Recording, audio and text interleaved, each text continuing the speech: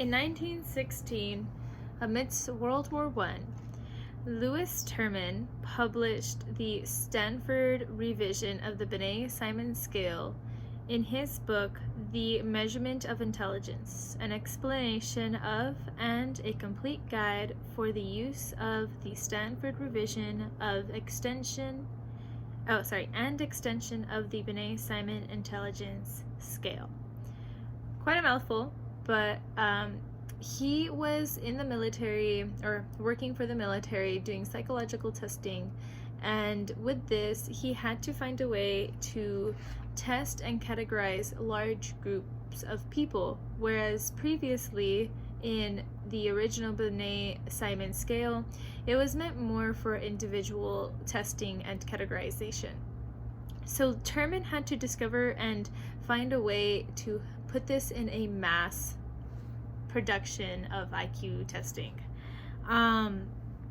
He was greatly influenced by Galton's work. He discovered it while he was on a trip and translated it to English roughly through this revision. He proposed that IQ tests should classify children by putting them in appropriate job tracking programs. So as opposed to trying to categorize children through their intelligence, he wanted to categorize children in different scales of intelligence that would serve best in different levels of work. He tried to also recognize that intelligence should be admired and appreciated as opposed to something that could lead to better physical attributes, as opposed to something that is inherently weaker than like somebody who's physically strong. And this can be seen in like media, like how intelligent people are seen as like weak, nerdy people, and he wanted to stray away from that stigma. This is a monumental date because it introduces further research and introduction. So by this point in World War I, a lot of eugenic idealization is starting to diminish, mostly because it is started to gain negative connotation because Nazi Germany would use eugenics as a means of,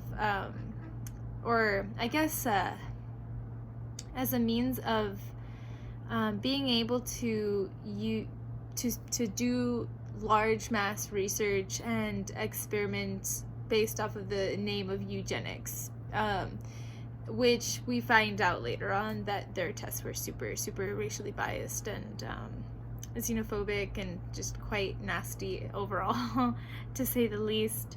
But yeah, we're going to go further into Terman's attributes to the history of psychology in intelligence testing and IQ, but this is going to just be the introduction video for him and how he gained inspiration from the past and was able to impact and influence his current day society in 1916.